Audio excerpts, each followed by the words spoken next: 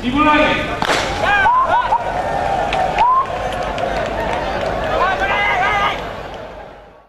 Acara lomba lari yang dimulai sejak pukul 6.30 waktu Indonesia Barat tersebut diikuti oleh para atlet, pelajar, mahasiswa, serta masyarakat umum.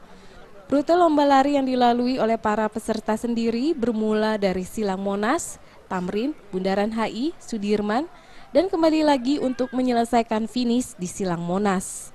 Para peserta yang mengikuti lomba pun terlihat bersemangat karena memperebutkan trofi Panglima TNI, serta berbagai hadiah menarik seperti belasan sepeda gunung, 9 unit sepeda motor, dan grand prize 1 unit mobil.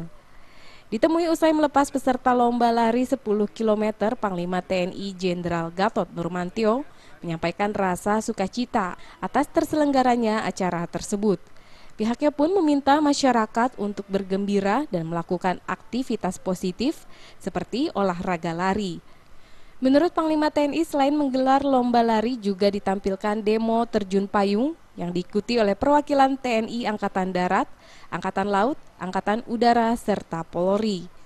Masing-masing peserta tersebut membawa bendera kesatuan masing-masing dan juga tak ketinggalan bendera Sang Saka Merah Putih.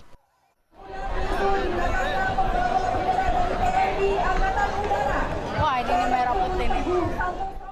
Menjelang mendaratnya bendera merah putih, bendera kebanggaan bangsa Indonesia. Mari kita bergembira bersama-sama, kita berlari dengan bergembira dan sehat. Kalau ingin sehat, berlari, ini kata Kapolri tadi. Akan ada demonstrasi pertempuran, udara dan laut. Sesuai dengan apa yang saya sampaikan saat saya fit of press, bahwa negara ini perlu dan sangat penting dan harus segera memiliki keunggulan udara dan laut. Untuk itu seluruh masyarakat akan kita temukan demonstrasi pertempuran. Kita menyaksikan profesionalisme dari prajurit TNI yang saat ini dipertontonkan melalui. Dari Jakarta, Muhammad Ibrahim dan Muhammad Adam melaporkan. Bersama rakyat TNI Polri, profesional, siap mewujudkan Indonesia.